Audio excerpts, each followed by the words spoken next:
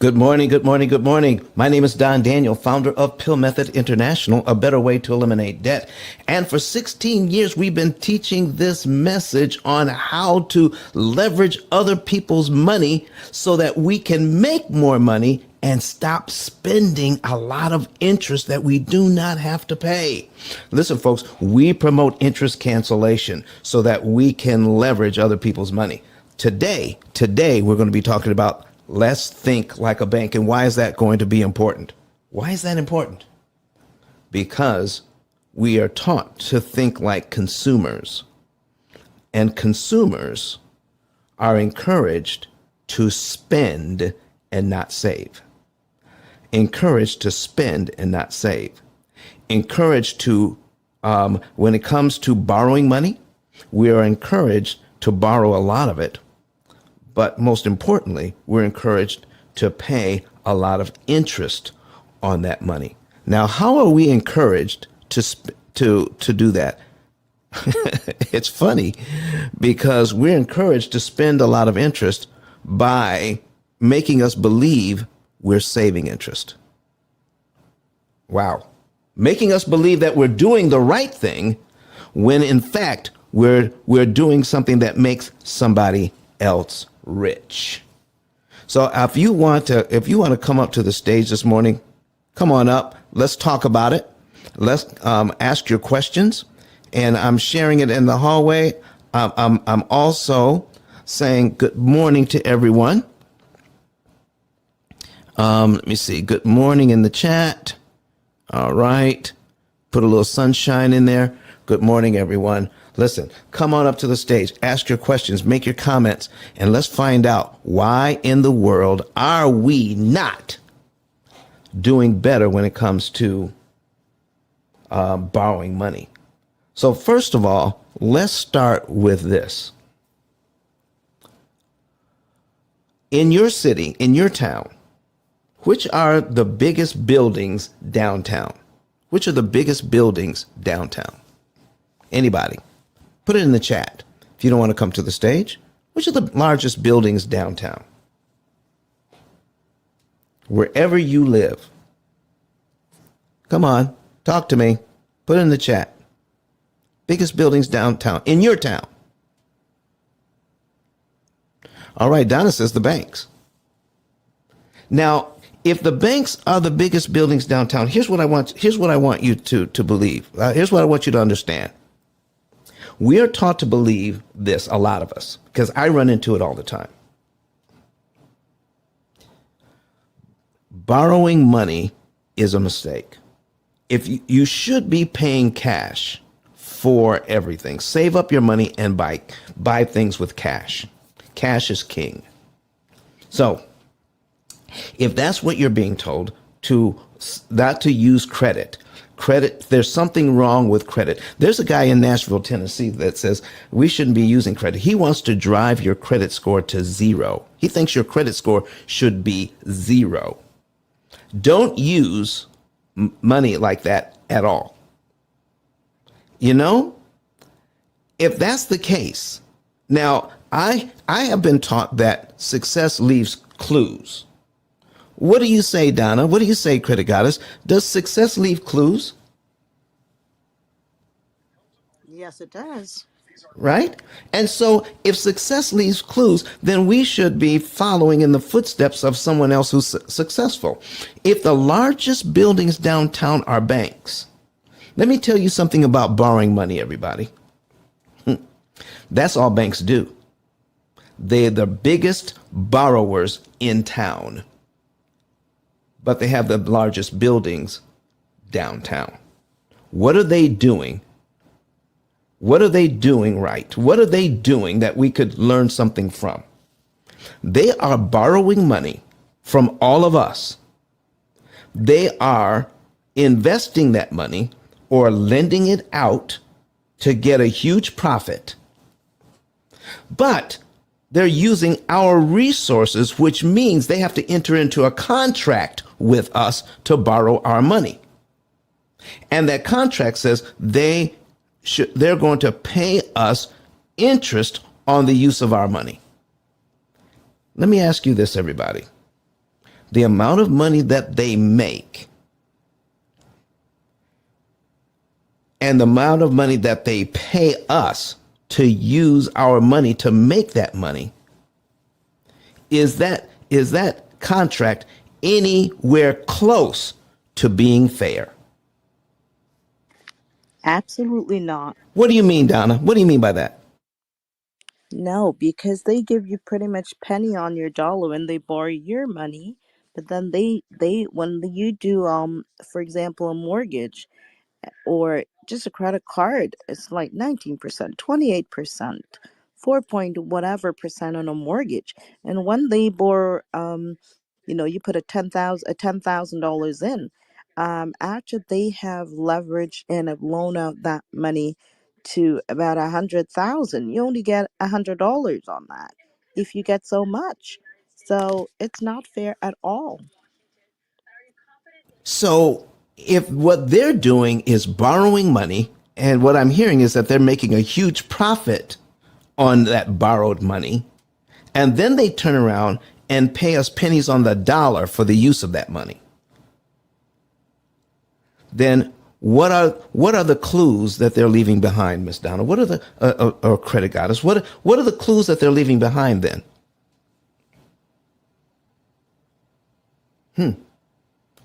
Is what should we be doing?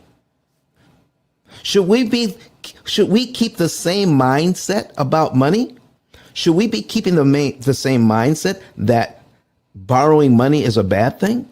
That there's something wrong with it? That if you're in a position where you have to borrow money, somehow you're substandard, you're not in the right place mentally, or financially, or your education on finances is off some way?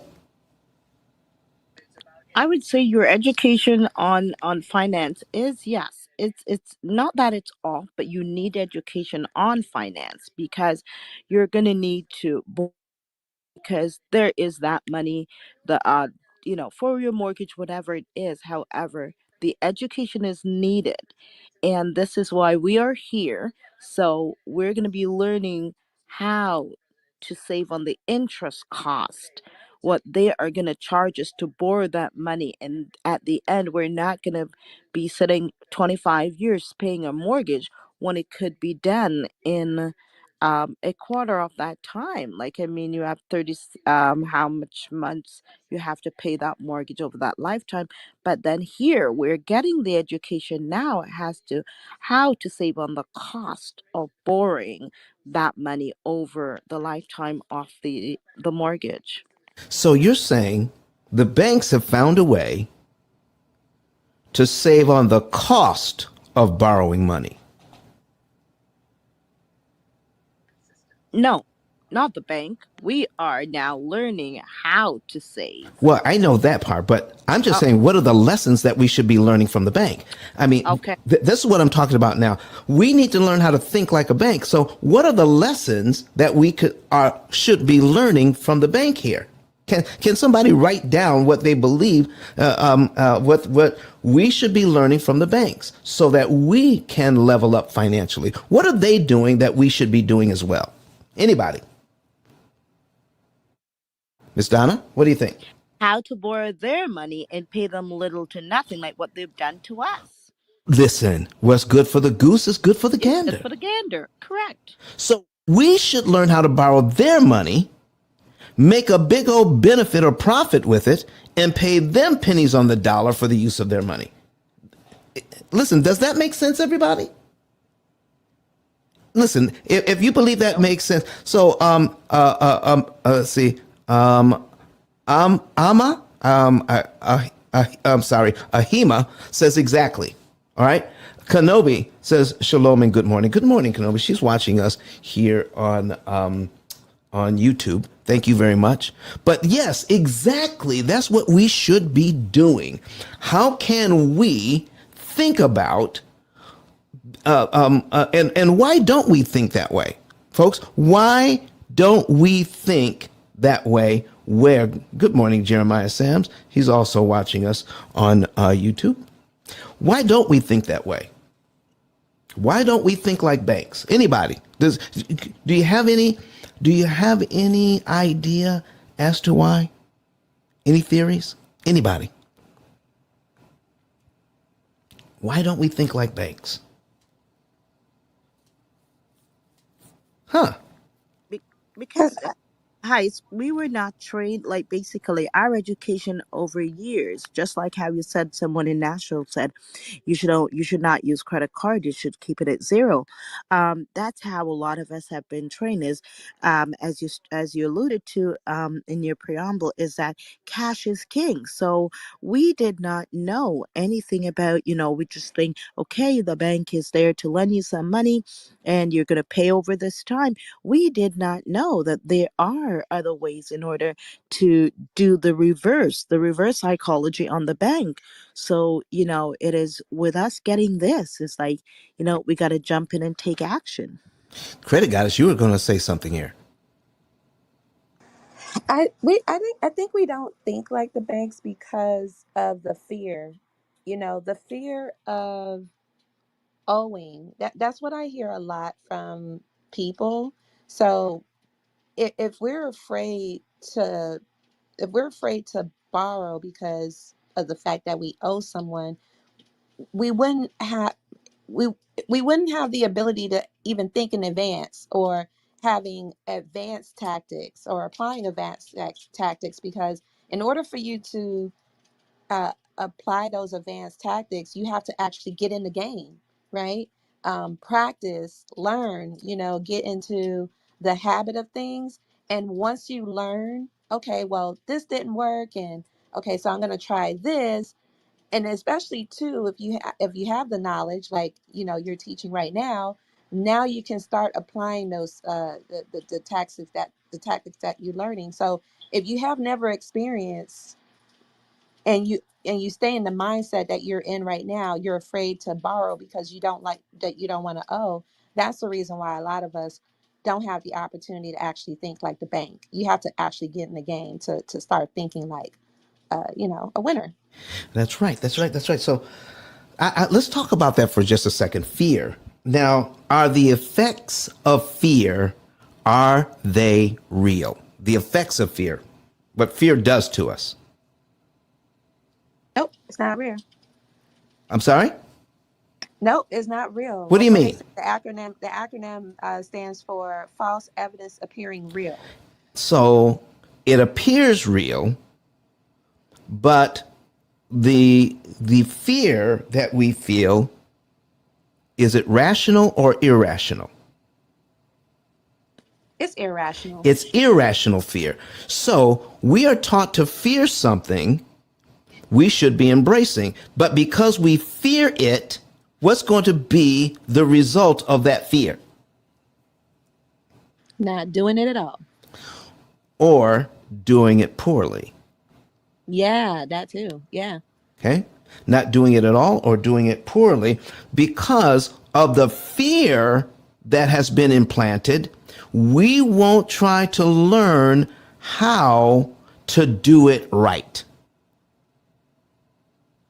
Credit guys, let me ask you something, because you are Rose, you are in the business of helping people to level up their credit. You're a credit improvement strategist. So Yes. what would you over the years, why don't most people have a great credit profile? What is that contributes most to that mindset? What do you think? Well, it could be two things. Not having good credit means that you just never established one. They will call those folks no credit. But bad credit is when you're mismanaging your funds, right? Because every month you get a new progress report of how well you have managed your accounts. And these accounts are from creditors and lenders that you're doing business with, whether it's a credit card, um, you've built that trust that they lend you according to your to the data that they receive, which is from your credit report, your extended credit, and how well you use your credit or your credit cards is what's going to determine a score. And what contributes to the bad credit score is when people are over leveraging, when they're over leveraging, because we're talking about two variables. We're talking about credit, and then we're also talking about your income as well. Over leveraging is when you are spending more than what you have.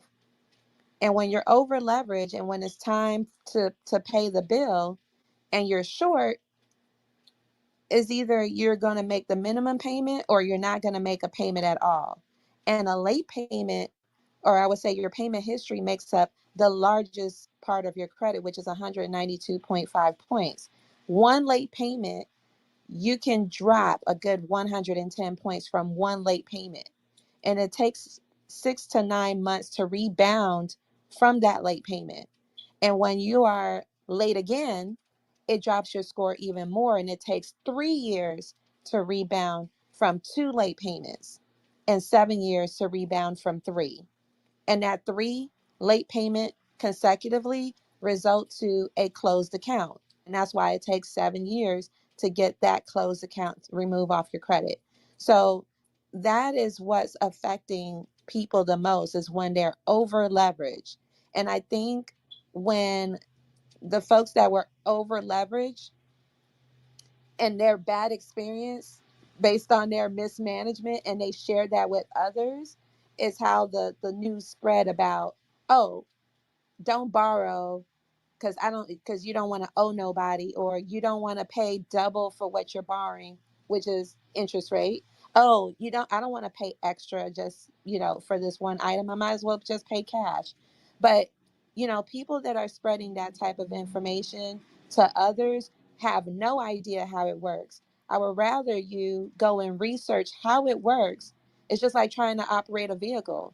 So you got the keys to the car, you didn't read the manual, and you didn't get any training. You drove the car and you ran into a pole. So you're going to just tell everybody don't drive?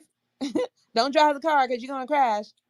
That just doesn't make any sense. Get some training, learn the manual, read the manual, so that way you can operate the machinery better. So it's the same concept when it comes to credit.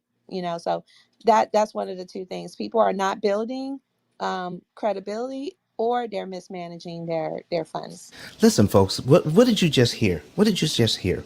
That because of someone else's bad experience, they are spreading fear that what they've experienced, no one should experience, so don't touch it at all.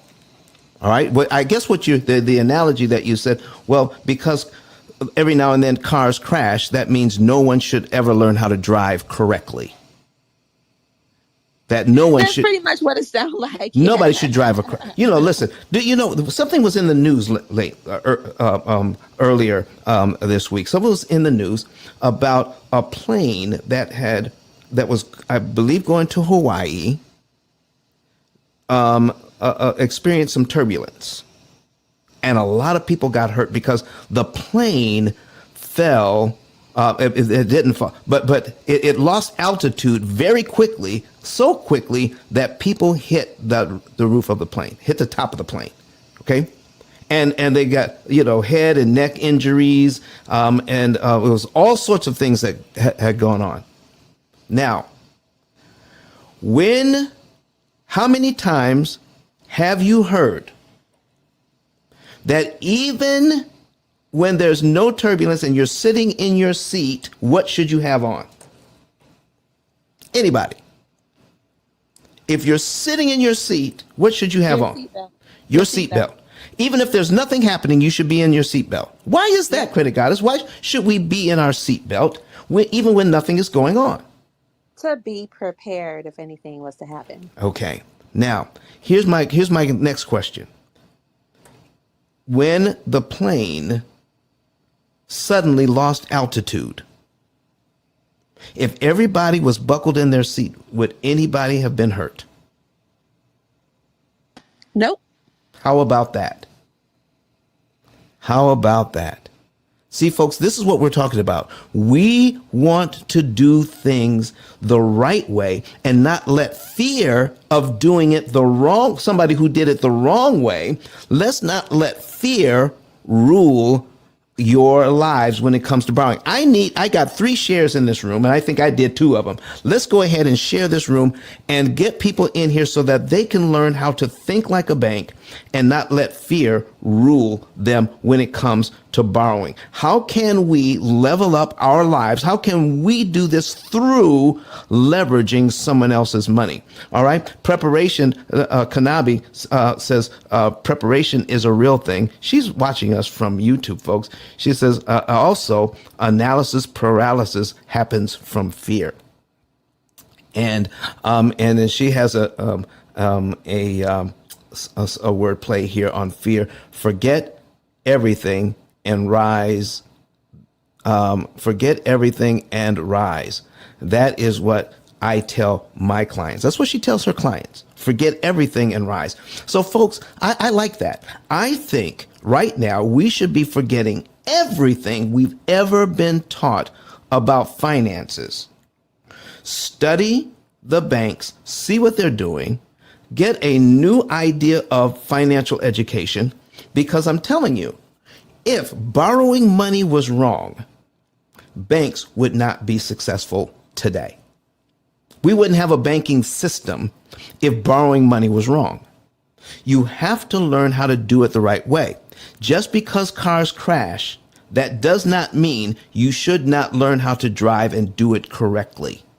Just because other people get in financial trouble, let's not listen to them when they give us advice about debt. Let's learn how to do it correctly. All right, I still have 3 shares in here. Can I get a few more shares? Folks, we're going to be giving you out some game today. I'm going to be showing you some things online about how you should think like a bank and want to know. Go ahead and share it. If you're online, share. If you're in Clubhouse, share the room. Okay, I'm up to 5 shares now. Go ahead and share it. Let's get some people in here so that we can learn how all of this is done. I'm getting ready to, I'm going to put some things on the screen, and let me share the screen here, and we are going, let me see, I need to put this over here on this screen, I believe, and then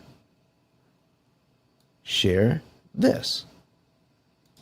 All right, so folks, here we go.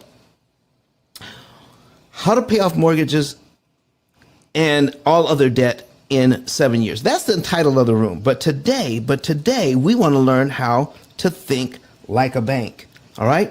And I've got some notes here I want to go over right now. And let me see here. Let's get this screen up and my notes that I've got for this morning's show. All right. So first of all, we have a certain mindset towards finances. Okay, we have a certain mindset towards finances, and I want to bring up. Let me get this. Let me take this back down, because first of all, I want to talk about our mindset that we have towards finances, and right now it's wrong. Our mindset is not correct. So we are going to get rid of this, close it out, and put up our, let me see here, new window, and we're going to put in cognitive dissonance.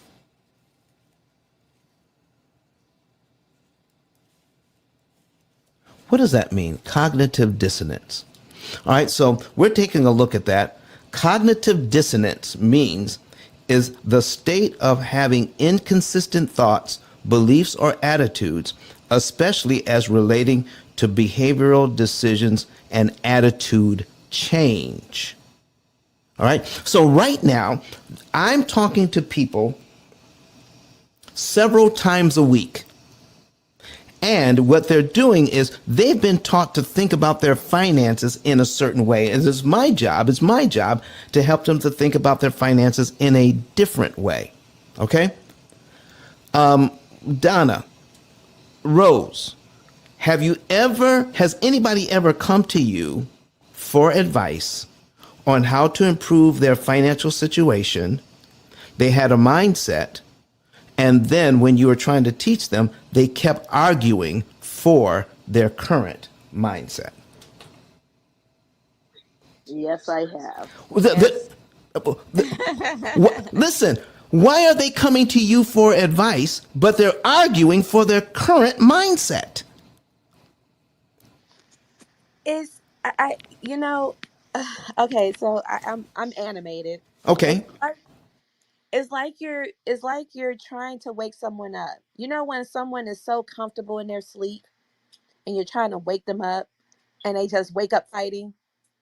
That's what it feels like when you're dealing with people that have this certain way of thinking and you're trying to wake them up. They get uncomfortable. They don't want to do it. So they fight with you to see if you can come up with a different angle instead of like exploring different options or asking if there's any other options, if they're just uncomfortable doing it the way that you're instructing or coaching them to do. So it's a fight. It's a fight to have to deal with their current state and seeing and having them see it your way so that way they can gain success. um, it's just that they don't want to wake up.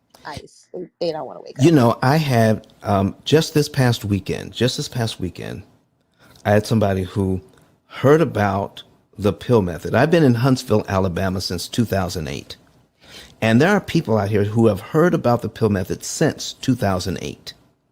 And because of that, people who have talked to me about it and wondered about it, they had a certain mindset about debt and they kept their current mindset. A psychologist taught me about cognitive dissonance, meaning that when a person has a certain idea about anything, and especially here when we're talking about finances, they have a certain idea about finances. And Don, you're talking about doing something completely different, taking 30-year mortgages and paying them off in 7. Already, that's going against everything that they've ever been taught. Using your current budget and not having to make more money. Oh man, already they're feeling cognitive dissonance, even though you show them the math. So here's what happens, folks. Even when you show them evidence of what you're saying is true, and it goes against everything they've been taught, then a thing happens in their head called cognitive dissonance. And it's emotionally painful because now I have to switch from this old idea that I had that I thought was true. And now I'm seeing evidence that what I thought was true is actually not true. That means I now have to change my old attitude, and all of my actions that I based on that old attitude, they have to change too, to do this, to adopt this new attitude. And now I have to adopt new, a new way of living, a new way of doing things based on the new attitude. Now, here's the thing. I like the new attitude. Adopting new behaviors on the new attitude, I don't know where it's going to take me. Listen, it makes sense that it's going to help me. But do I know that it's going to help me? Do I have evidence that it has already helped me? No, because I was too embedded, too invested in the old mindset and the old behaviors.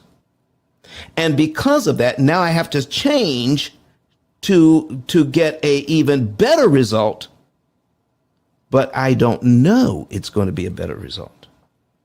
That causes emotional pain for some people. And do you know how most people resolve that pain, Donna? How most people resolve that pain, Credit Goddess? How do most people resolve that pain? What do you think? They don't make changes. They continue to stay in their comfort zone.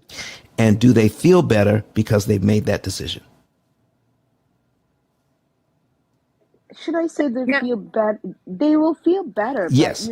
yes, they do feel better because Yeah. they ask you your opinion, you give them an honest one, you show it to them, but because of how they've been stuck in their way and basically what they've learned before, they don't make anything. They don't make any changes. Yeah. They don't make the changes. And because they've said, listen, I've got this conflict going on. And the conflict is my old way of thinking versus the new way of thinking. And listen, I have been given evidence that this new way of thinking is going to be it. All right. But I'm afraid to change. Credit Goddess, you were going to say something. Oh, no. No, they feel better. It's like, again, it's a fight. And if they win, you know what, people, they just give that whoo, oh man, I thought I was gonna have to change. No, yeah, you have to make a change if you want to see different results. And when they say if you keep doing the same thing over and over again, uh that's insanity. Thinking that you're gonna get something different. But yeah, they Exactly. they feel comfortable, so yeah, they feel better to not make the change.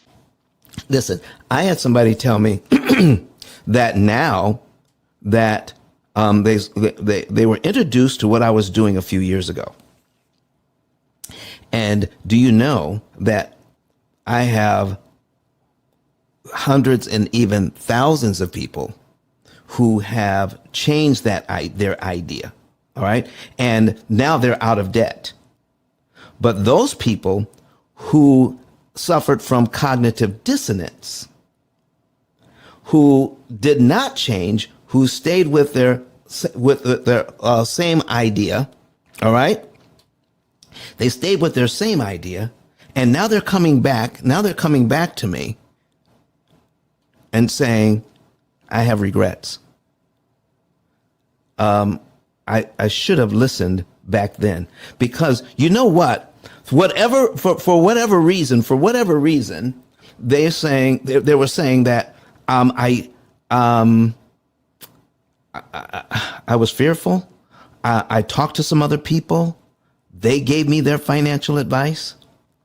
And listen, folks, when you do that, you're getting financial advice from people who are as broke as two left shoes. Why should you be listening to them?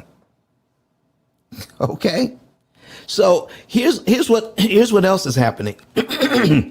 That to engage this new process and to learn from somebody else, you're also going to have to invest in this new process. Not only do I have to change, okay, and I'm not sure that the change is going to, the evidence suggests that the change is going to be beneficial.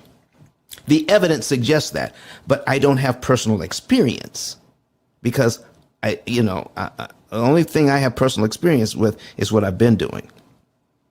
So now I see that there's evidence that this new way of thinking, this new way of doing things is going to be very beneficial to me, but now I've got to invest my money into it. That heightens the fear. That heightens the cognitive dissonance. Now I have to invest. And because they have to invest, they're saying, oh man, I've got to relieve this pain. I've got to relieve this fear. And there's two ways to relieve the fear. Invest and check out the new way of doing things, or decide not to do the new thing and stick with the old thing. Both will eliminate the fear. But too many of us fail to do the new thing, even though there's evidence that we would benefit from it, just because it's the familiar. It's the devil we know is better than the angel we don't know. And so, folks, what we're here for is not to cast judgment today. What we're trying to do is help people to understand what's going on with the mindset that we have, because the mindset that we have is a masterful implementation of a marketing campaign that is super successful from the banks. That's what we're suffering from. A marketing campaign that we are given this mindset, thinking that we're helping ourselves, and it keeps us in debt forever. Somebody is making a lot of money out of it, from it. But when somebody comes along and says, you know what, all that interest you just paid, listen, I tell people all the time, when I put together a program, let me give you an example of what I'm talking about, folks. I put together a program. We're going to go ahead and put this on the screen. I want to show you this. All right, let me get this out of the way. And we're going to put this on. We're going to put this on the screen over here, where it says, well, we got cognitive dissonance. I'm going to bring up Brett Whistle on the same screen. All right. And I want you to see this. I want you to see this. All right. And let me get this out of here. And I need you to see what's going on here. We're going to put in 350,000. Okay. And let's put it in at, we're going to keep it at 6%. Okay. Now, here's where I meet people. All right. They have a payment that they're comfortable with. And now, if you want to see this, folks, if you want to see what we're doing here, go to YouTube right now on a secondary device. And if you have YouTube, then search for P.I.L.L method. All right. And I want to share with you how cognitive dissonance gets in the way, even when the evidence is right before you. And this is a classic example. When I show you this, you will be convinced that cognitive dissonance is a real thing in our lives, and we should try our best to push past it. But first of all, I want to introduce the folks that we have on the stage after we take a quick break so that we can reset.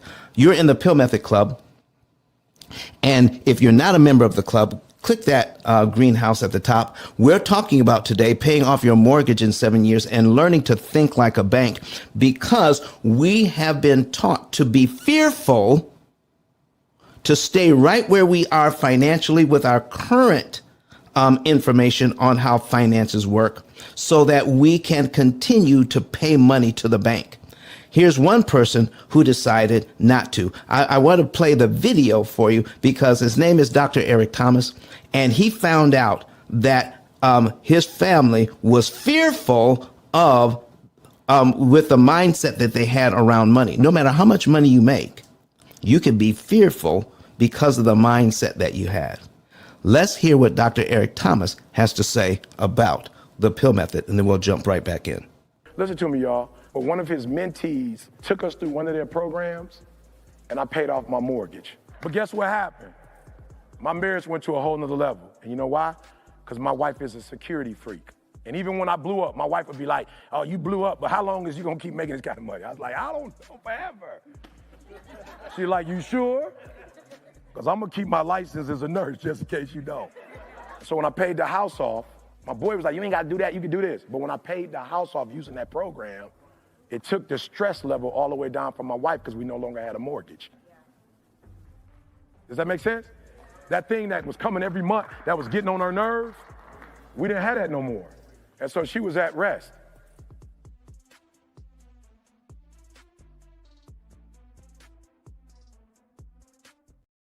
Folks, here's a man started out and got to the point where he's making $50,000 an hour.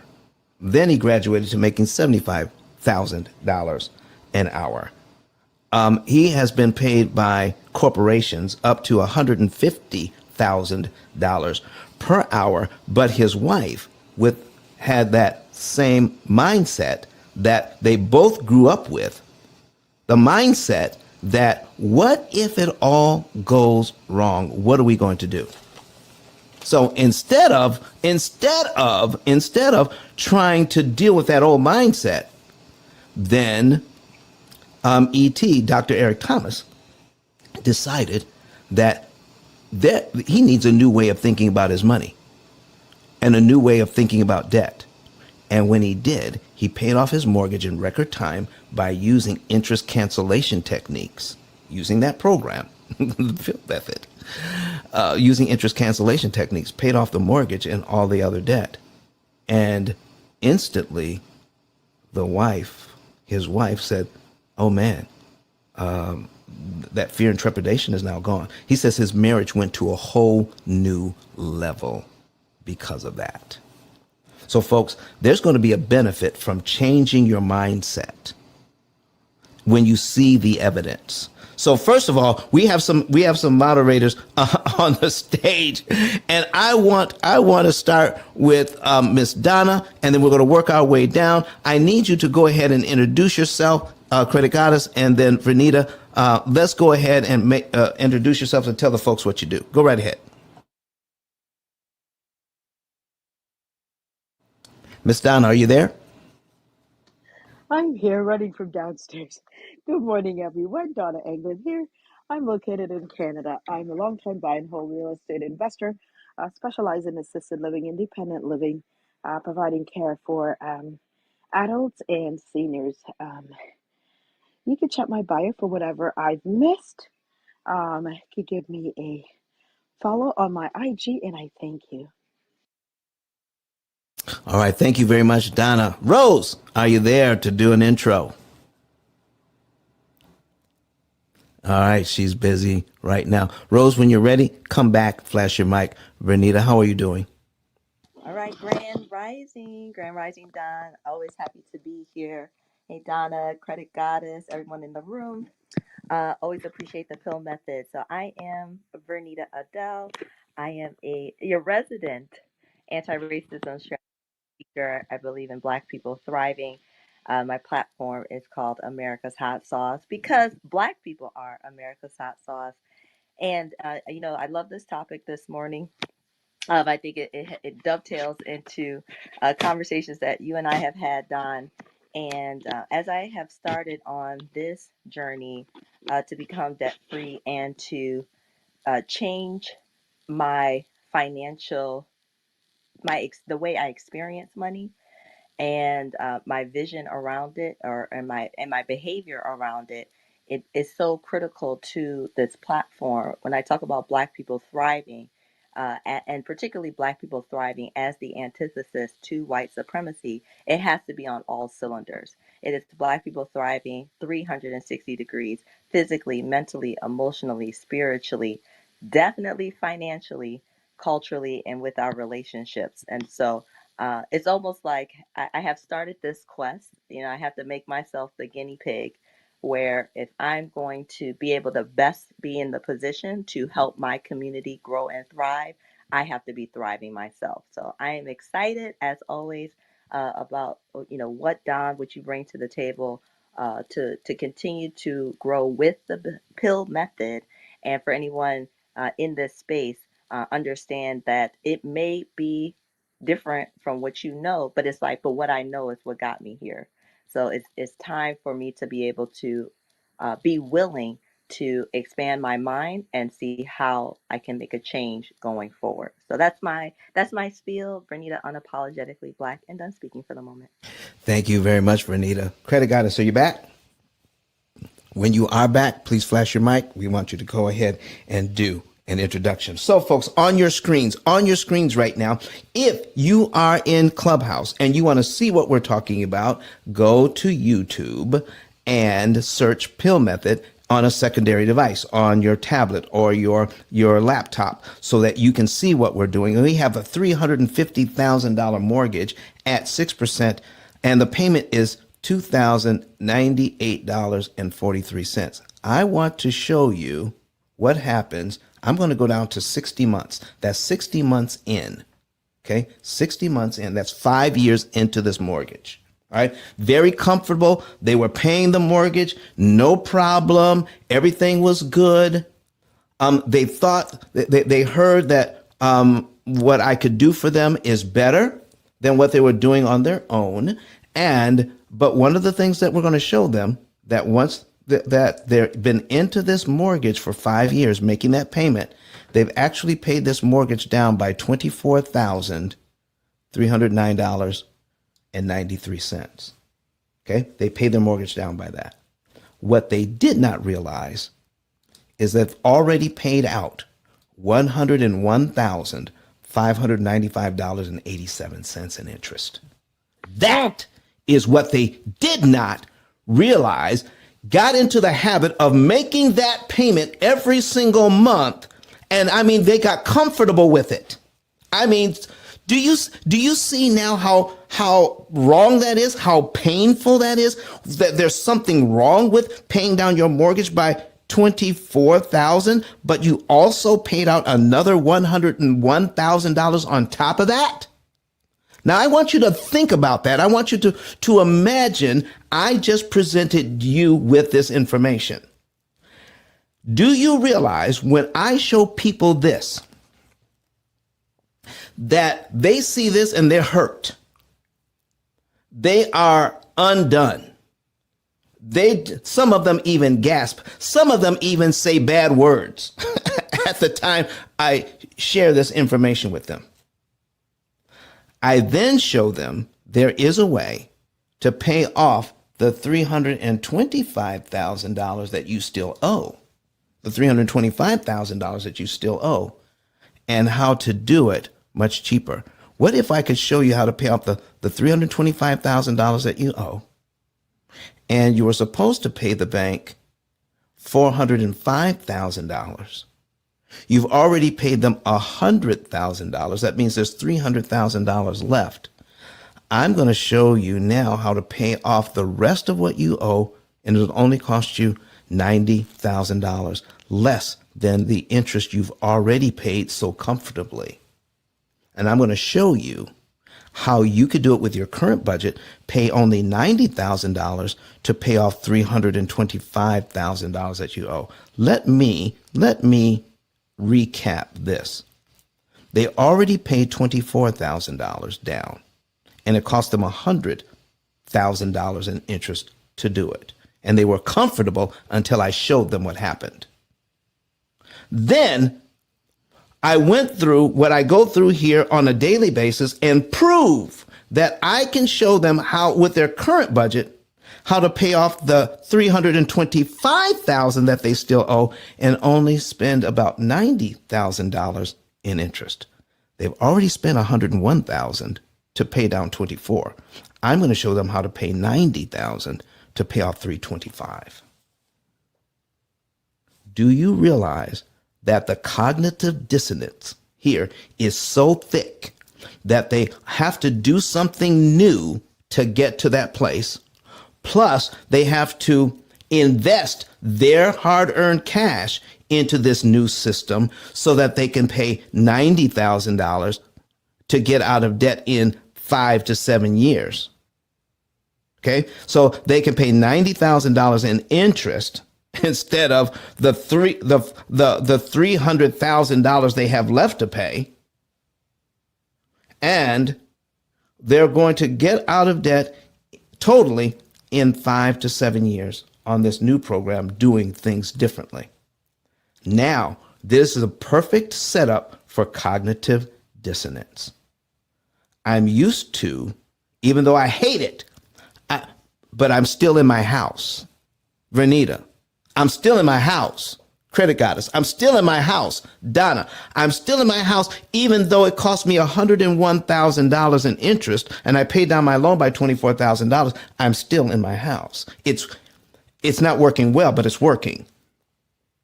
Now you want me to do something completely different, a whole new way of thinking, and now you also want me to invest in it. But here's my benefit. I get out of debt in 7 years because I still have 25 years left on this 30-year mortgage. But now I can be out of debt in 7. and save $210,000 in interest I don't have to pay. But I got to do something new, plus I got to invest. The cognitive dissonance is so thick you can cut it with a knife. Do you know what some people do? What do you think some people do? They continue doing what they've always done so that the cognitive dissonance goes away. Folks, is that where you want to be? Is that how you want to be, to think about this thing? So what we're talking about, folks, is learning how to think like a bank. There's got to be people out there that are doing well financially by borrowing somebody's money, all right? And then we learn how to leverage it correctly, and we can do well. Are there any questions or comments about what we've gone through so far?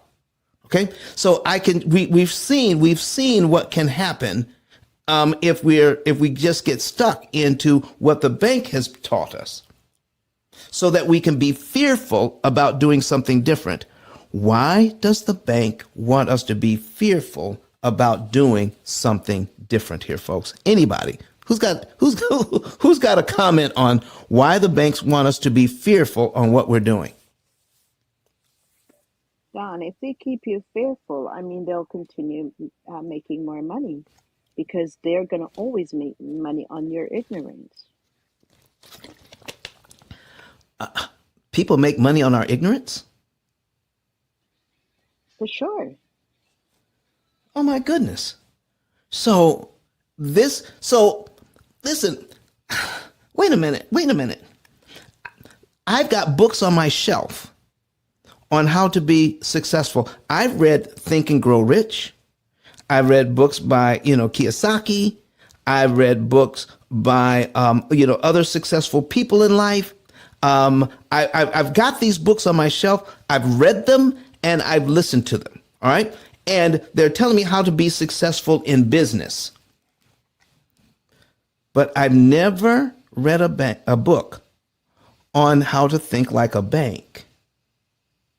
I've been told something else about borrowing. I've been told something else. I've never read a book on how to think like a bank and then how to properly use OPM, other people's money, how to properly use it and benefit from it.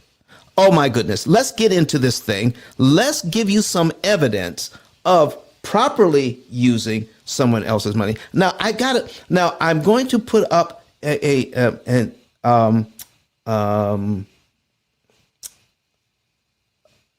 this is not what we prescribe. I want to make that clear. This is just an example of how you can leverage somebody else's money. We're going to get down into, we're going to dig down a little deep on this. All right. But what I'm not doing is teaching this as a way of handling your money. What I am teaching is that there is a way of dealing with your money that can benefit you. There's some basic concepts here. All right. I'm getting ready to show you some basic concepts. I'm not getting ready to show you the P.I.L.L method, and that's what we teach. But I'm trying to use some concepts that we are familiar with so that you can understand how banking actually works and benefits the bank. I'm going to teach you by using these concepts how to think like a bank. So let's put this up on the screen.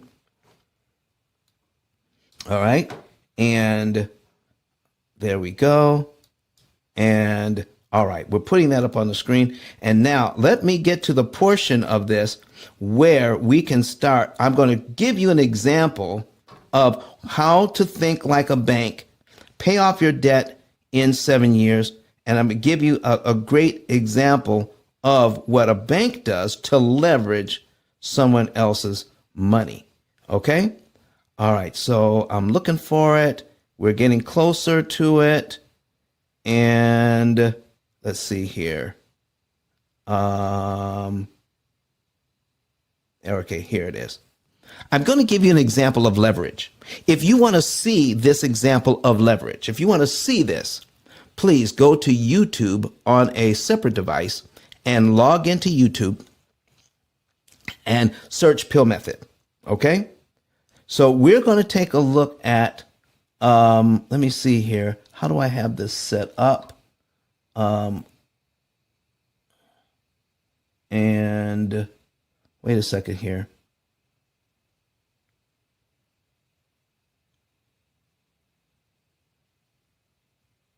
Okay, so here's what we've got. All right, let's put it on the screen.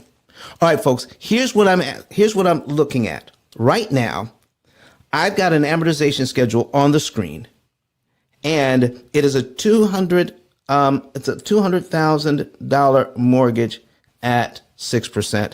And what we're looking at is what if I were to prepay this mortgage by $19.53. If I were to prepay that, do you realize I knock off about 45 payments I never have to make the bank? And look at all the interest that I save here, over $40,000 in interest. So I'm going to prepay that. Now, again, this is just an example of what it would mean to get a great benefit from borrowing. I am not saying this is what we should do. All right, that's the caveat. What if we borrowed that money though? What if I didn't have it? What if I borrowed that money, the $10,000? What if I borrowed that $10,000 and put it on the debt? Let's see how that would work. Okay, so I'm going to borrow the money, apply it to the mortgage, and what it does is 45 payments, okay? 45 payments, pay down the mortgage with $10,000. All right, what's next? What can we see from doing that? Look at the amount of payments we eliminate and what the benefit is by applying that money to the mortgage. All right, so that is a total. All right. If I were to do this naturally, like the bank wants, it would cost me $53,959.50 to acquire a $10,000 benefit. If I were to do it the way the bank wants me to make 45 monthly payments. All right. So let's see what else we have here.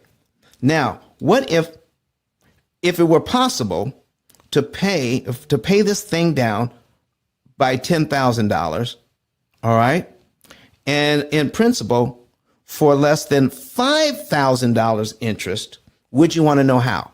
Now, right now, to pay this loan down by $10,000 cost me $43,939.97. But if there was a way to pay this thing down for less than $5,000, would you want to know how? I need you. If you want to know how, put some number 9s in the chat. All right. If you're online, go ahead and do that. Somebody's trying to sell us some stuff online. Let's get rid of them. Let's block them out. All right.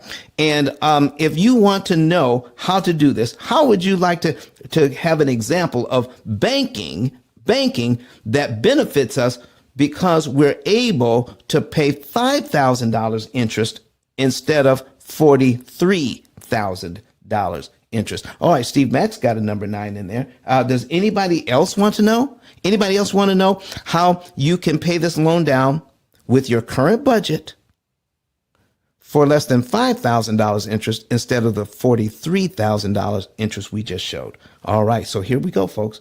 Here's just an example. This is not what we teach. Now, since every situation is different, we will use $2,000 as an example. Here's what I mean. The program works. Our program works if you have $1 left over or $21,000 left over after you pay your bills. So the basic theory is after this particular couple or person pays off their bills, they have about $2,000 left after all the bills are paid on average. Okay? So the basic theory of leverage is how small amounts of money can cancel huge amounts of interest. Keep that in mind. Keep that in mind. Now, what we're doing is giving evidence of thinking like a bank can actually help us better than thinking like a consumer. Okay? Thinking like a consumer keeps us in debt forever. Thinking like a bank helps us to benefit with a greater efficiency and efficacy. All right, here we go. Here's the example. After all the bills are paid, there is an average of $2,000 left over. Keep that in mind. And if you want to, if you have a question or a comment, raise your hand. Come up to the stage. Oh, I got 7 shares. This is going to be, this is a huge example. I only have 7 shares. I got to have at least 10. Can I get at least 10 shares to get some more people in here so that they can see what's going on? All right. Now, here's what we're doing with our $2,000. All right. Here's what we're doing with our $2,000. James Frazier said, yes, let us know. He's watching us on YouTube. James, go ahead and share that to family and friends. Go ahead and share that YouTube channel to everybody so we can get more people here, even on watching us on YouTube. So we're putting away $2,000 a month in savings to build an emergency fund. Okay, this is an average $2,000. Sometimes it's a little less, sometimes it's a little more, but the average is around $2,000. Let's just say we did that, and after doing that for a while, we could have $20,000 in our emergency fund, wouldn't we? If we could do that, we could have this cash set aside, a $20,000 emergency fund. That wouldn't be so hard to do if we had an average of $2,000 a month left over, right? Okay, now what could we do then? Now let's apply $10,000. Let's take $10,000 out of our emergency fund. Take $10,000 out of our emergency fund. That leaves us $10,000 in the emergency fund, right? We still have $10,000 in the emergency fund. We're going to take $10,000 out of the emergency fund and apply it to mortgage principal. What? So if we did that, here's what we would do in just 1 month. We would make our regular mortgage payment, take $10,000 of the money we saved from the bank, apply it to the mortgage, and we are paid all the way down to line 45 in just 1 month. What happens as a result of this? Okay. When we pay our first mortgage payment and we put that payment, or we put the $10,000 on the mortgage, we're down to line 45. And next month, our payment is on line 46 of our mortgage, of our amortization schedule, not line 2. Taking $10,000 out of the bank, applying it here, okay? And we are now at line 45. Our next mortgage payment is at line 46, not line 2. I need you to pay attention to the number circled in red. That is how much interest we just saved by doing this. We just saved $42,988.83 in interest to do this. And our next payment is here, line 46. How powerful is that, folks? Is that pretty powerful? All right. Here's what else. I need you to take a look at this. Total interest saved, $41,988.33. Keep that in mind. We've saved $41,000, almost $42,000 in interest by taking $10,000 out of the bank and applying it here. Oh my goodness. Now, after $10,000 is applied to principal, how long should it take to return it to savings? Okay. Now, remember, we have $2,000. We got $2,000 a month that's left over. I just borrowed $10,000 from my emergency fund to apply to the mortgage, and I got a huge benefit for it. Now, how long should it take to pay myself back the $10,000 that I borrowed? Anybody? How long should it take to pay it back?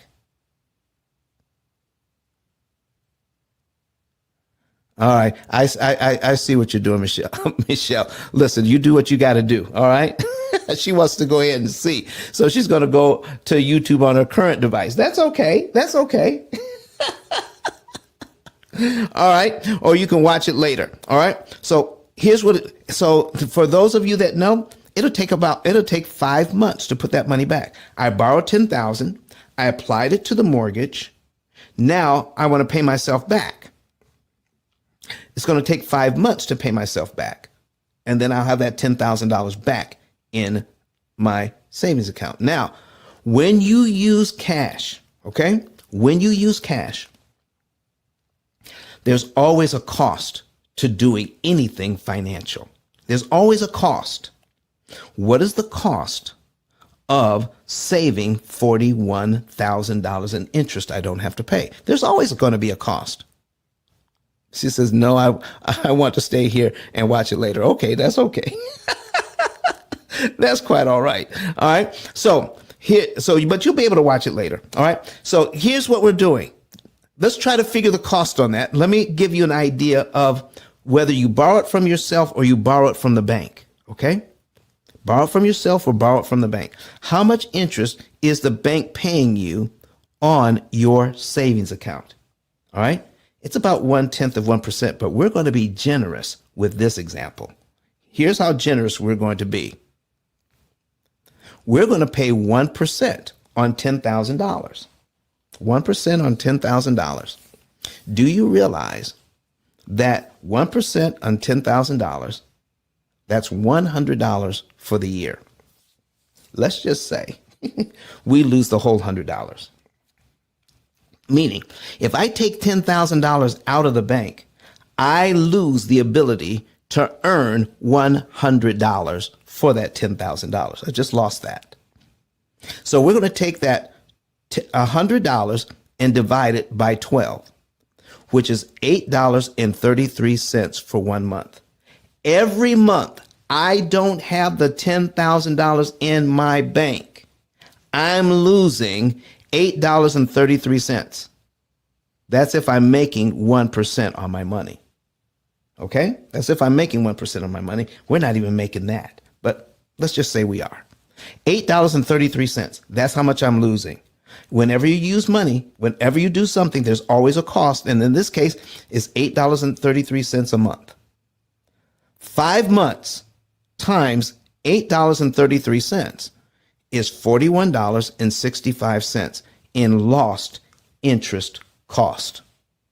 Lost interest cost. Okay? That's how much it costs. So now, what are we doing? Let's take a look at this. The interest saved is $41,988.83. That's the interest saved.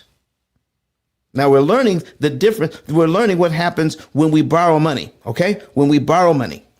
And the total interest cost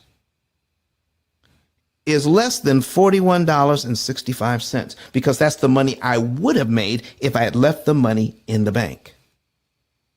Folks, how powerful is that? Now, I borrowed the money from myself. What if I borrowed the money from another institution? Oh, my goodness. Let me show you this. I'm going to put my amortization schedule back on the screen here. All right. Put my amortization schedule back on the screen. And I'm going to put in, oh, my goodness. I'm going to borrow that $10,000. Okay. I'm going to borrow it at 10% interest. Okay. I'm going to borrow it at 10% interest. I'm going to set it up for 5 years. Okay. That's 60 months. Okay. I'm going to pay them back. Now, remember, I have $2,000 left over every month, right? I have $2,000 left over here. But I'm still going to borrow this $10,000 for 60 months at 10% interest. And I'm going to apply it to that mortgage, which is 6% interest. So Don, you're borrowing you're borrowing at 10% interest so that you can apply $10,000 to a mortgage, which is a 6%. On the face of it, it doesn't quite sound right, does it? Okay.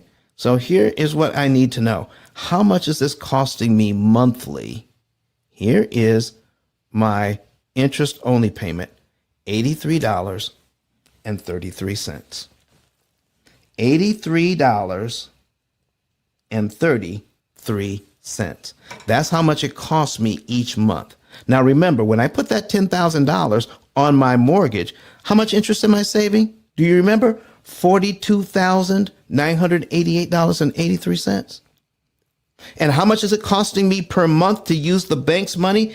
$83.33 in interest to use their money. My payment is $212.47. So, about how long, if I have $2,000 left over every month, about how long should it take me, even though I borrowed it for 5 years? If I wanted to pay it back fast, I have $2,000 left over. Would it take me about 5 or 6 months to pay the bank back? Let's just say it took a total of 6 months because I got to pay a little bit of interest, right? So let me put my calculator on the screen. All right, we're talking about cognitive dissonance. We're talking about thinking like a bank here, thinking like a bank. So I'm borrowing money from somebody, all right? And I got a big old benefit for it. I just saved almost $43,000 for that big old benefit and knocked off 45 payments I never have to make. I did that. And it cost me $83 a month.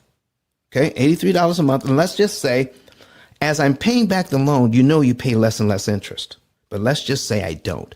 Let's just say it's $83 a month for 6 months. 83 times 6 is a total of $498. That is the absolute most interest I would pay if I paid the bank back in 6 months. It cost me $498 to borrow their money. What did I do with their money? I leveraged their money. What did I get out of it? I got $42,000. Oh, let me put that back on the screen. I gotta put it back on the screen. I can't help it. Here's what I got for using that money. I got $42,988.83. Let me put my calculator on the screen over here. Oh my goodness. Let me put my calculator on the screen. All right. Uh-oh. I went too far. All right, boom. Let's bring this back. All right. Cost me $498 total in interest. To borrow money from the bank, I paid them back. But what did I get from borrowing their money? $42,988.83. Folks, does this make sense to you? I want to talk to the moderators that are still on the stage with me.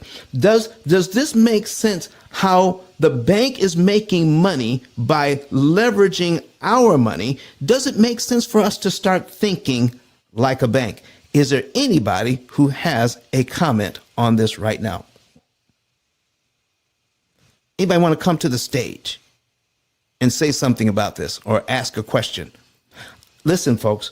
We just showed an example of why it is important to start thinking like a bank does and stop thinking like consumers and being fearful of doing something new and exciting and beneficial for our businesses or for our families to leverage OPM the right way and get a big old benefit for it, because that's how banks think. All right. Let me see. Is there anybody else? Somebody raise their hand that wants to come to the stage? All right. I don't see anybody. All right. Oh, there it is. Leland. All right. I'm sorry. Let us invite him to speak. All right, Leland, come on up. Leland, how you doing today? Hey, good morning, Ice. No, I was just listening to you. If does that same principle apply outside of that first payment as well? Knocking it down like that. I know every month on that chart's different, but if you were like in your payment like 2 or 3 years, but you dropped $10,000, would it still drop that much on the interest like that? It most certainly so it will remove as much interest as it's supposed to remove at that point. It And then it whenever you get to the chart, you said you're at on the first payment. If you'd done it that way, you'd be on the 46 month on that chart, and then you would just continue to pay what the chart says after that. Yeah, yeah. You would continue to pay what the chart says until you're ready. Now, if you could put that money back in 5 months, would you be eligible to do it again, Leland? Oh, yeah, for sure. If you can do it that easy, then you could do it over and over. Oh, so you're saying I could pay myself back in 5 months and do it again? Pay it back in 5 months and do it again? So that's how you're saying you can do it in 7 years. Just repeat that. Rinse and Hey, repeat. man, that's genius. I like your thinking, boss. Rinse and repeat, man. That's what we're talking about. Thinking like a bank. My goodness. I am so happy to be getting in here. This is our last show before Christmas. And I want to make sure people get this for a really good Christmas gift. And listen, if you want another, it may not come till after Christmas. All right. It may not come till after Christmas, but it's still a good holiday gift because people are doing their New Year's resolutions right now. If you want the basics of this information, why not get it in a book? All right. Why not get it in a book? Why not go to Amazon and search for the P.I.L.L method, a better way of eliminating debt. Buy it for yourself and give it out as gifts for people who are now developing their New Year's resolutions so that they can handle their finances much better, so they can learn how to think like a bank. Stop thinking like consumers. Learn how to leverage the bank's money a different way. Oh my goodness. I just love this. All right. So does this make sense? Does this make sense to you? The reason why we're here, folks, is to tell you the truth about money. Get rid of cognitive dissonance. Get rid of thinking like a consumer. Start thinking in a way that's going to benefit you. How to leverage somebody else's money at a much lower interest cost so that you can benefit greatly in the future. The amount of interest that you did not pay, you can use that money to invest in your family. Because the example that we showed before is that the bank wanted this family to pay $400,000 in interest on a $350,000 loan. We're going to show them how to pay a lot less to pay off the house. So the interest that you didn't pay, what if you track that? What if you say, I would have paid this, but I didn't. So now, why don't I just pretend to pay that to the bank, but I'll pay it to myself instead into my investment? This is what we're talking about. This is how regular people become millionaires, by investing the money they would have paid the bank in interest. Oh my goodness. Is there, any other, Leland, did you have any other questions or comments of what you've learned so far today? Yeah, I did. Wouldn't it make more sense to do this method that you're talking about versus paying the PMI as well? Because you would lock down more that way too. So all the money you'd put towards the PMI, just do like you're talking about. Or does that make sense? Well, listen, there are people who have that idea, you know? So how do we we have to first think, what are we doing to get rid of PMI? All right. What are we doing to make sure we don't pay PMI? So let's talk about that for a second. So what ways, Leland, do you know of to eliminate PMI from our mortgage? Well, just like you said, just pay it down faster. The more you pay, the faster you pay that PMI down. But I just got into a new home like on the 9th of this month. So that's kind of why I already told my wife this morning to go eliminate that chart. that immunization chart schedule right now at her work. So. But yeah, just pay it down quicker, and then you would pay your PMI down faster. So what you're saying is to do it. All right. Well, listen, Leland, here's the thing. If you work on this on your own, you will definitely save time and you'll definitely save interest. But when you pay the right amount at the right time, do you want to save some interest or do you want to save the most amount of interest that's mathematically possible for you? And that's all off that chart, right? No, it's not. So I need to get the book. What you need is to get a computer that can actually do all the math for you and tell you this is the amount of money that you pay. This is the month you pay it in. This is the day of the month you pay it on, and here's which loan to attack to make sure you pay the least amount of interest. And if it's not on that amortization chart, where do I go on the computer to find the exact month and what's the best month to attack that? Well, we wrote a computer program that's called an opportunity cost calculator that does all of it for you. Okay, I need the link. All right. So what you would do is go to pillmethod.com, or I can put my link at the top of the page. I'm putting it up there now. Let me put my link up. ice10k.com. All right.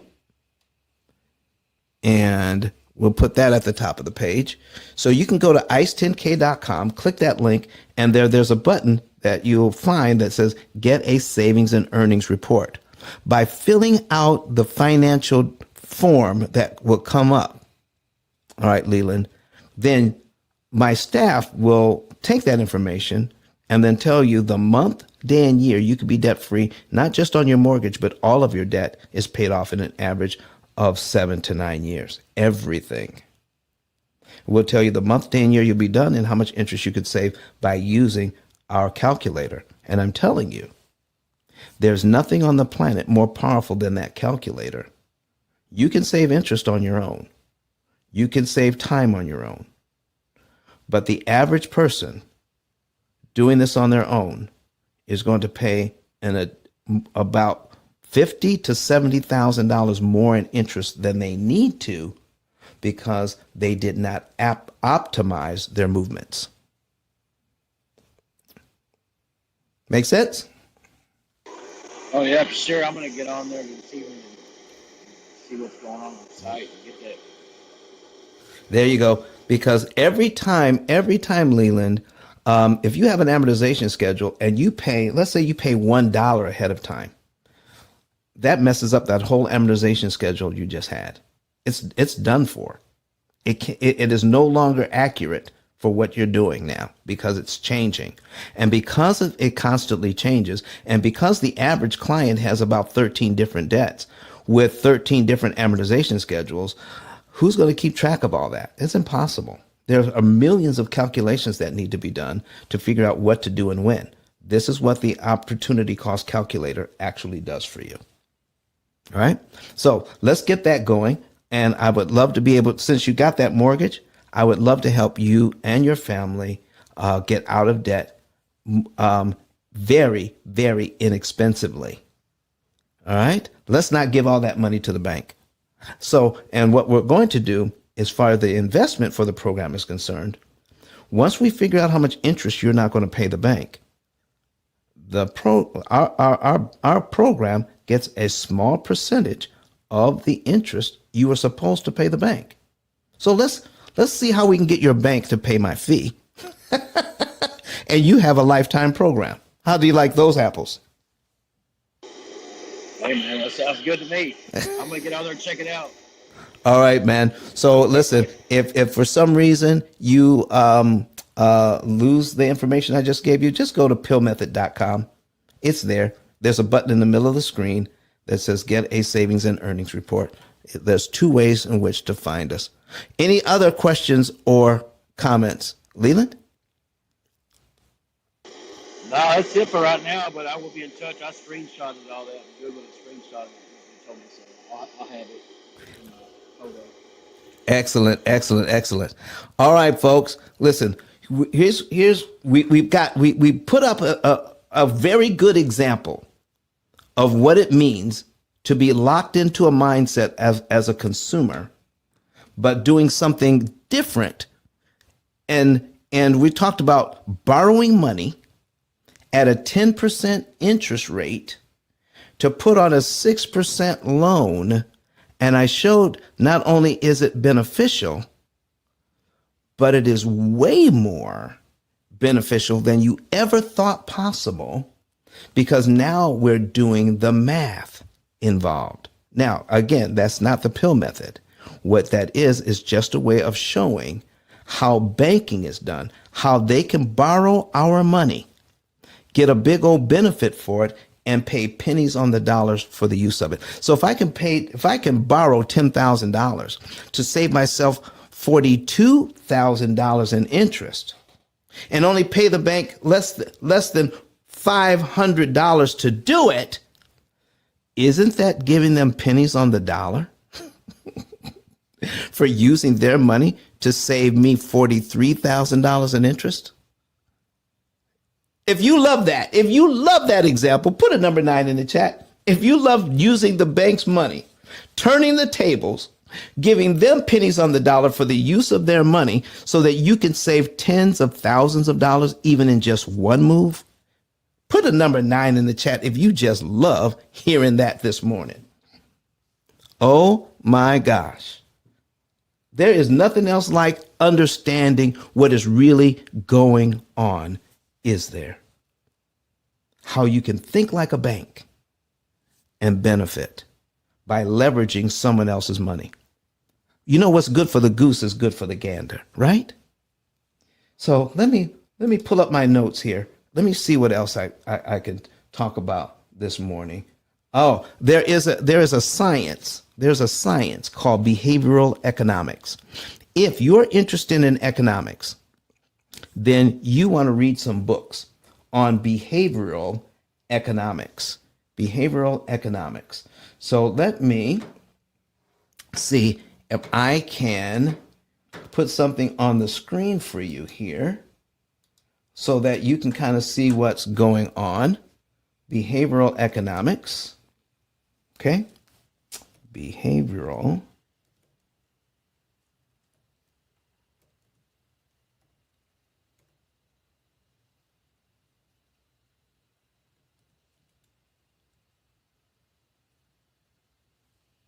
All right, behavioral economics.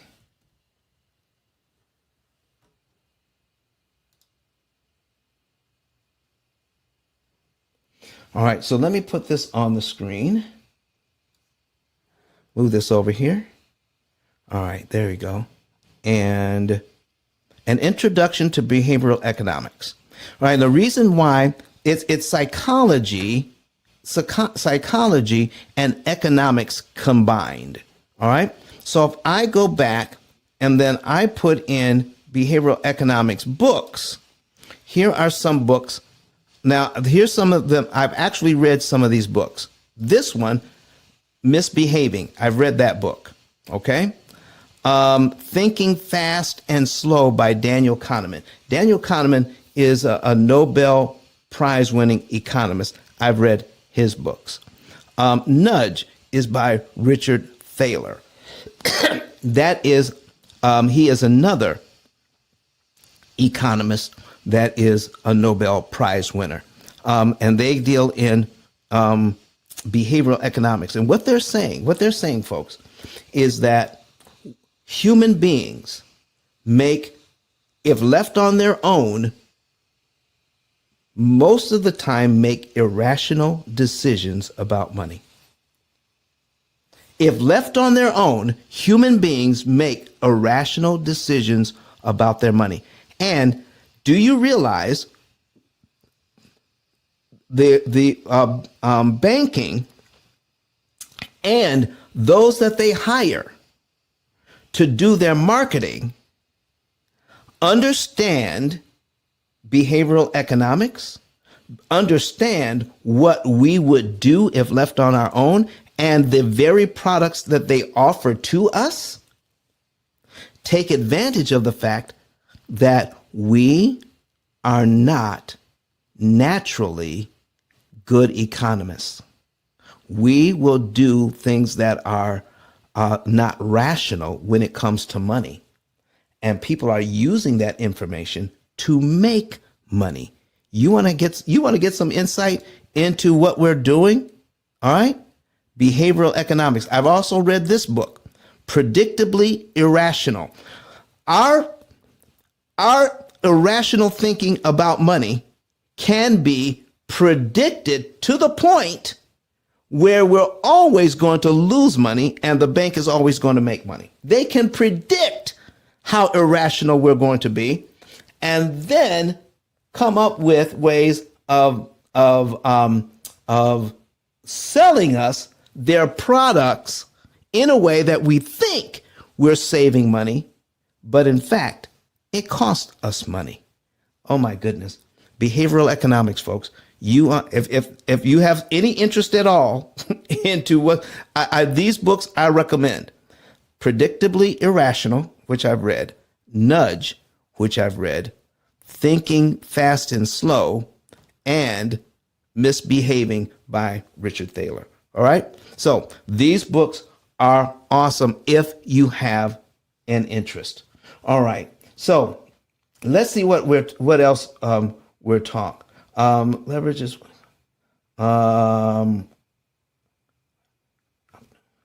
Okay. Now we already talked about the opportunity cost calculator, but let me talk about this. Let me take all of this off the screen because we're going to wind things down for Christmas unless I get some more questions.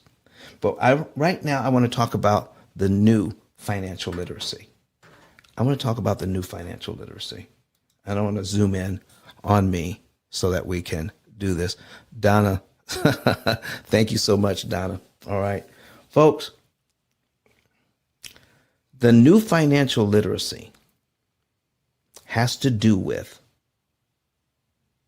how we can optimize the use of our money, the money that we're making, so that we can have more money for investing, have more money to enjoy, have more money to save, have more money available to buy the house that we need and the education that we want, have more money available to do the things that we need.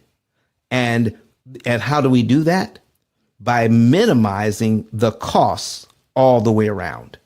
Minimize your costs. Do you know that's why people clip coupons? They clip coupons to minimize their costs so they can buy more stuff. They minimize the cost. People who are in business minimize their costs. People who run restaurants. So if they're running a restaurant, they're going to minimize their costs. Do you realize that restaurants do not take advantage of all of the discounts that are available to them? Does anybody know why restaurants do not take advantage of all the discounts that are available to them when they're buying their food? Does anybody know? Taxes? Nope, that's not it. It's close. It's not it. Here's the thing. What if they could, because of the discount, they could get a great discount and knock a ton off of a pound of vegetables. Okay, they pay for their vegetables by the pound. What if they could get that thing so low they can get a truckload of vegetables, Leland? Why is that not a good idea? Does anybody know? Why is it not a good idea? She says it would spoil. As Michelle says, it would spoil. You're right. So this is why we can't take advantage of all of the discounts without understanding what the benefit would be. So listen, I can get a whole truckload of vegetables at this price and then lose money because of waste, because it would spoil. Folks, we have to understand money that is in a way that's going to benefit us and stop thinking like consumers and start thinking like a bank. What banks do is that they optimize the use of all of their money so that they can pay the least amount of money to borrow your money. Do you know banks have gotten so wise that even though they pay us pennies on the dollar for the use of our money, do you know that they found a way to get that money back from us, the money that they pay us? Do you realize they found a way to get that back? And they've learned how to borrow our money for less than free? Does anybody know how banks borrow our money for less than free? So, Don, what could be less than free? How do banks borrow our money for less than free? Anybody know? Membership fees. Oh, there you go, my man. That's what we're talking about.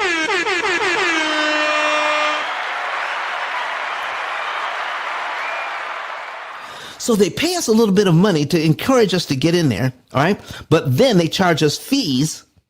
So not only do they get the money back that they paid us, it costs us money to keep our money in the bank so that they can make money with our money. We have to pay them. Lord have mercy. So that they can use our money to make money with. Man, oh man. Listen, if that doesn't want to make you turn the tables around so that you can get it so that banks can pay you to use their money. Does anybody know how we can get the banks to pay us so that we can use their money? Who's got an idea about that? Anybody? Come on now, this is good stuff. Who's got an idea of how to get the banks to pay us to use so we can use their money? Does anybody? Come on. I know you know. That method you talked about. That's one way. That's one way. Steve Mack says equity. That's another way. We can get equity faster and cheaper. That we can get banks to pay us through the equity we receive. Is there another way? Okay. Using the P.I.L.L method. That's what Leland said. That's another way. Does anybody know of another way that is so common, it's right in front of us, that we can get banks to pay us for using their money? What about credit cards that have benefits that pay us in either cash or miles so that we can get great benefit for using someone else's money?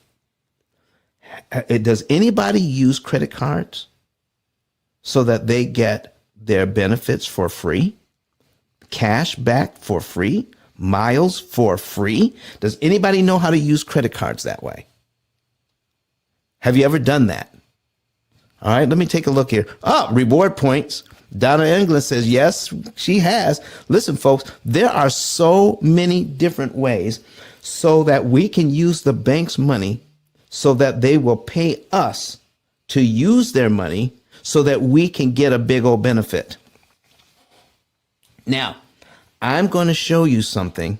I'm going to show you something in the last few minutes here. I'm going to show you something in the last few minutes that you may not have noticed before, that this is something we can do. All right?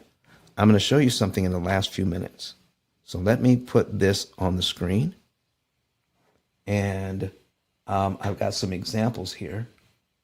I got this as an example. We're going to put this on as an example, and this on. And what else do we have? Okay, we got this. All right, so we're going to open these up. All right, here's my crowning example, folks. We have spent a lot of time here. All right, we have we have about 18 minutes left in our show today. And we've talked about leveraging the bank's money to save us money. We've talked about leveraging the bank's money to make money. But now let me talk about leveraging the bank's money to make a whole lot of money. Let me show you some examples of this right now. And here's one of them. I want to talk to you about the concept of a virtual 0% mortgage. The concept of borrowing money virtually for free to buy your house. Anybody want to know how that works? Huh? I need some number 9s in the chat if you want to see this. In the last few minutes we got here, here's my Christmas gift to you, is we're going to learn how to borrow money for free. And not only that, but to make money buying a house. How do you make money borrowing money? Leland says, "Oh God." Jeffrey West says 9. He put a 9 in the chat. Do I have number 9s online? Do I have some? Oh, Jeremiah Sam says yes. You've got months. Okay, there we go. All right, James, thank you very much for making your comments and answering those questions. We appreciate you, James Frazier. All right, and listen, we've got more people. Listen, the 9s are coming out of the woodwork. All right, let me give you an example of what I'm talking about. And I need you to zero in very closely in the last 16 minutes we have left in the show. Okay? 16 minutes left in the show. We're going to learn how to make money here by using the bank's money. All right? I don't want that. I want to get this out of the way. All right? Where did that? Come on now. There it is. All right. So here's what we're talking about, ladies and gentlemen. How to make money using the bank's money. I love this with every fiber in my being right about now. This is what we're talking about. Do you see this example on the screen? Let me bring this up so I can see. I need to see as well. There we go. All right, there we are. All right, so on this example, this person has a brand new mortgage of $204,000, $204,000 for 30 years. In the first 5 years, this is what they were going to do if they were not working with us. They would pay their mortgage down by $18,675.20. Do you see how much interest it would cost them to pay down their mortgage by $18,000? It would cost $37,325. That's how much it would cost them. To pay off the entire debt, doing it the bank's way at 4%, it would cost them $143,000. That would mean that they would be paying back 71.87% of what they borrowed. Using the P.I.L.L method and leveraging their discretionary income, the monies that they could put in the bank after all the bills are paid. We're going to show them exactly what to pay, when to pay it, how much to pay, which debt to attack, so that they could save the maximum amount of interest using our opportunity cost calculator. They're only going to pay out $41,408. Let me show you what's going on here. They could pay $143,000 the way the bank says. $143,000. And then watch this. Pay off the $204,000 in 30 years. That's if they finish in 30 years. 9 out of 10 people will never pay off a mortgage. Okay? But watch this. Or by using the P.I.L.L method, they can pay everything off and only pay out $41,000 to manage their debt, pay off everything in 7.5 years. Now, what would happen if they took the money that they had planned to spend for the next 23 years? The interest money. put it into an investment, making only 1% return on their money, and make $815,000 with it. Using the money they were paying to the bank, and now they're not. Use that money. Pretend you're continuing to pay those payments to the bank, but pay it to an investment that only pays 1% interest on your money, and turn it into $815,000. Folks, this is more money made than they've ever paid in interest in their entire life. The average family pays somewhere between $300,000 and $450,000 in interest on their lifetime.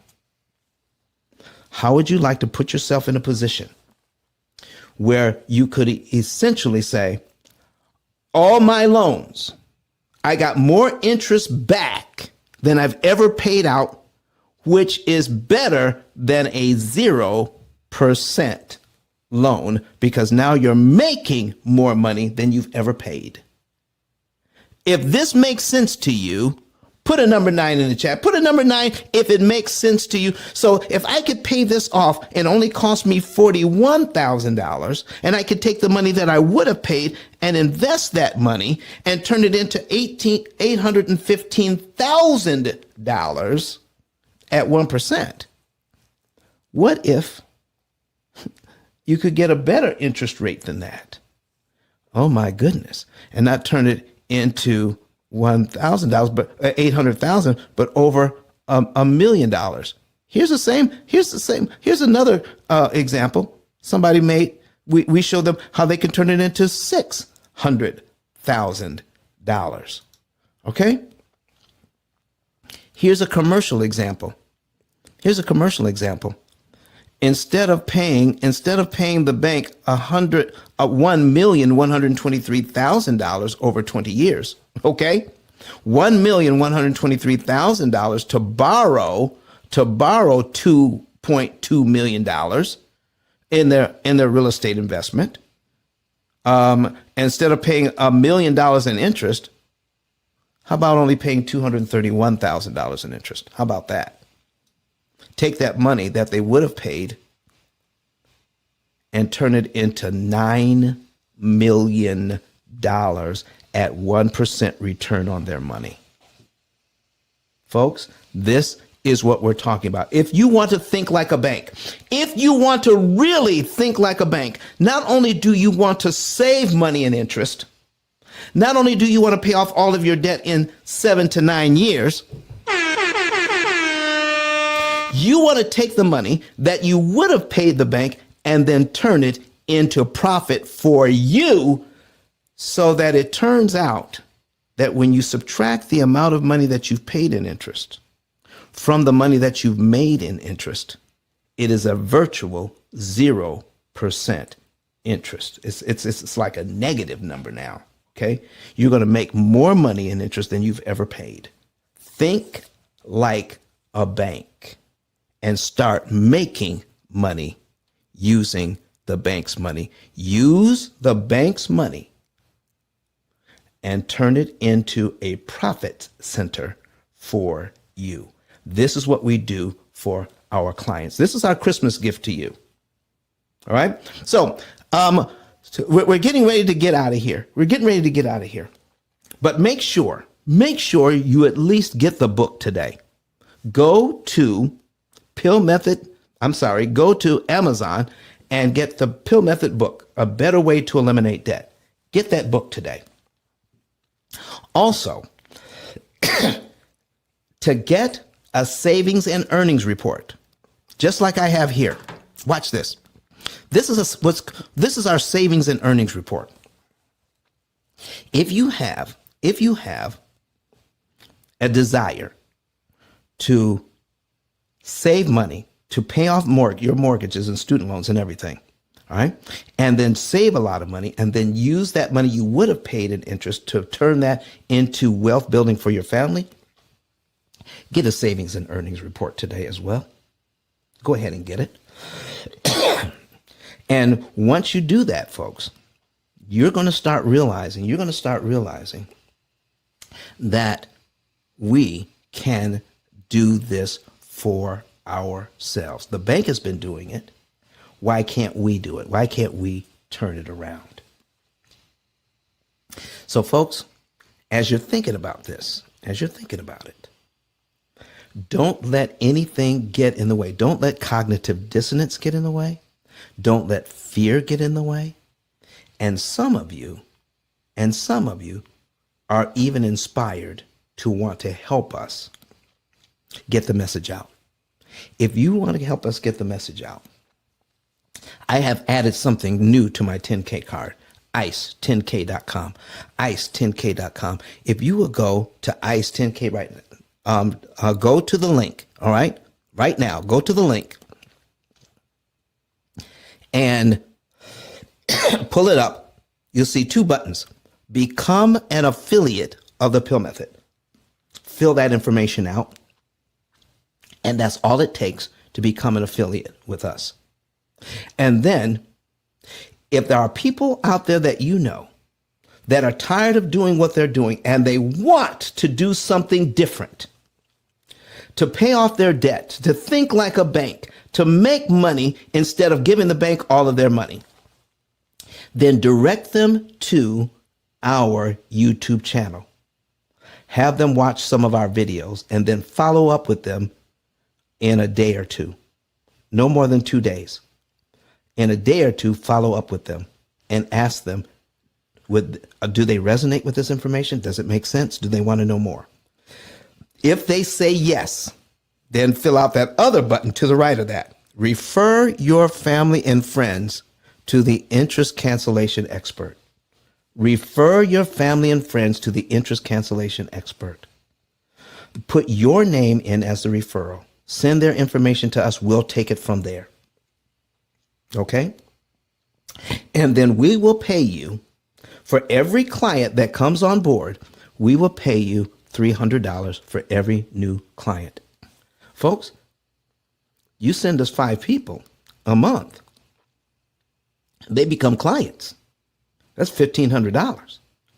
Oh, but don't stop there. We can also talk to you about, once you become an affiliate, just let us know that you want to talk to us about how to make that $300 into $1,000 per client. We can show you how to do that as well. Okay? 5 clients there, that's $5,000 a month. Oh my goodness. How do we do that? It's right there on my 10K card, ice10k.com, ICE, the number 10, the letter K.com. This is for the new year, but you can start now. You can start now. We're going to be doing this all next year, bringing on new affiliates just to share. And we do it this way because people cannot go to our website and purchase. Everyone must do a savings and earnings report. So when you send them that referral, it gets locked into your file. When that person becomes a client of ours, you get paid. And when you and then one of the things that you'll click on to become an affiliate is how you want to get paid. Because you just click the button that says Cash App, Zelle, Venmo, PayPal. Figure out how you want to get paid for sharing this valuable information. Folks, I want to thank everyone for being here. I want to wish everyone a Merry, Merry Christmas. Do we have anybody on stage who is a moderator who wants to do an outro? Anybody available for an outro this morning? There you go. All right. So folks, here's what we're going to do. We're going to say goodbye to everybody online first. Okay. And then we're going to come back and do our outros. So folks, right now, you want to, if you're online, get with Credit Goddess. We put her information up there. Vernita, we put Donna's information up there so that you can see who you want to do. If they have a business or a service that you have in need of, contact them. All right. Hit me up on the back channel. Or send me a message if you want us to send you over their information. But folks, we want to hear from Dr. Eric Thomas one more time before we leave. All right, before we leave, Merry Christmas to you. Become an affiliate. All right. Get your savings and earnings report. Buy the book. There's so much value in this room. It's not even funny. All right. Merry Christmas to you all. All right. We're going to say goodbye to everybody online. Here's Dr. Eric Thomas. Bye bye. Listen to me, y'all. But one of his mentees took us through one of their programs, and I paid off my mortgage. But guess what happened? My marriage went to a whole nother level. And you know why? Because my wife is a security freak. And even when I blew up, my wife would be like, oh, you blew up, but how long is you gonna keep making this kind of money? I was like, I don't know, forever. She's like, you sure? Because I'm gonna keep my license as a nurse just in case you don't. So when I paid the house off, my boy was like, you ain't gotta do that, you can do this. But when I paid the house off using that program, it took the stress level all the way down for my wife because we no longer had a mortgage. Does that make sense? That thing that was coming every month, that was getting on her nerves, we didn't have that no more. And so she was at rest.